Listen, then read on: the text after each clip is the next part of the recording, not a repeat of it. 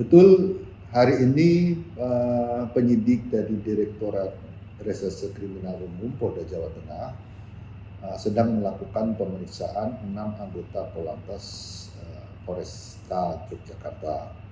Ini dalam rangka penyidikan kasus almarhum Darso yang sudah dilaporkan beberapa waktu yang lalu.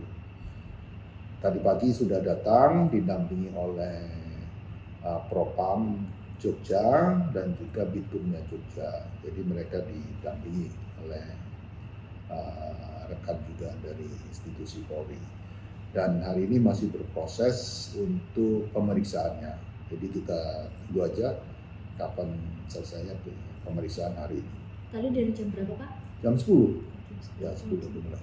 Okay. Kemudian untuk materi pemeriksaannya sendiri apa sih, Pak? Seputar peristiwa itu aja dulu.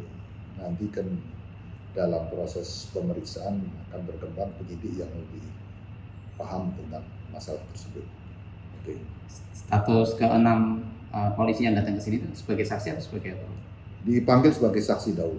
Sebagai saksi dalam kejadian itu? Iya. Berarti sekarang udah ada berapa saksi, Pak? Dari awal laporan sampai dengan hari kemarin sudah 25 saksi ya.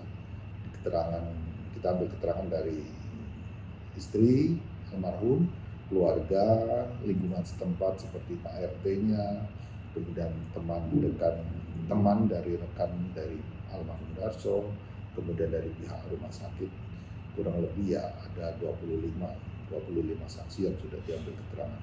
Ditambah yang 6 hari? Ya, hari ini 6. Demikian. Oke, Pak, sudah ada ini perkembangan penyidikan, sudah menjurus ke tersangka atau seperti apa? Update terbaru.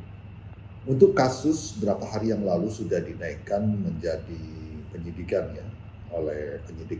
Jadi di sini ada tugas dan tanggung jawab penyidik untuk membuat suatu terangnya tidak pidana. Oleh karena itu salah satu upaya kegiatan penyidikan yaitu memanggil 6 terduga terlapor sebagai saksi untuk diambil keterangan. Kalau ini Pak, Polda DIY Polresta Yogyakarta itu kan dalam kasus kecelakaannya menetapkan Darso sebagai tersangka. Itu berpengaruh nggak Pak dalam proses penyidikan di kasus yang dugaan penganiayaan ini? Kasusnya terpisah ya, yang ditangani oleh Polda Jogja, saya kurang paham, tapi dia ada tersendiri. Kemudian untuk kasus yang di Polda Jawa Tengah, kita menangani kasus tidak pidana, dugaan tindak pidana.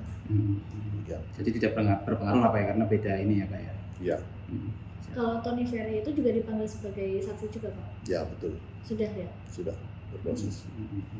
Kalau tahapan selanjutnya Pak, ini hanya pemanggilan sekali ini aja atau nanti akan berproses Pak untuk 6 terlapor ini? Kalau memanggil diperiksa, itu lihat perkembangan. Setelah dilakukan pemeriksaan, apabila dikira cukup ya cukup. Tapi apabila hari ini masih ada perlu tambahan, mungkin kan namanya manusia kan perlu istirahat, mungkin akan ditambah berapa hari. Kita lihat aja perkembangannya pemeriksaan hari ini. Siapa? Kalau 6 terlapor ini Pak, mungkin mereka dari mana, pangkatnya apa, kemudian inisial Pak mungkin Pak kalau ada Pak Kapit? Ada 6 itu identitasnya di saya, cuman saya belum mendapatkan inisialnya. Nanti rekan bisa mencari datanya ya nanti setelah ini. Siap. Ya, oke.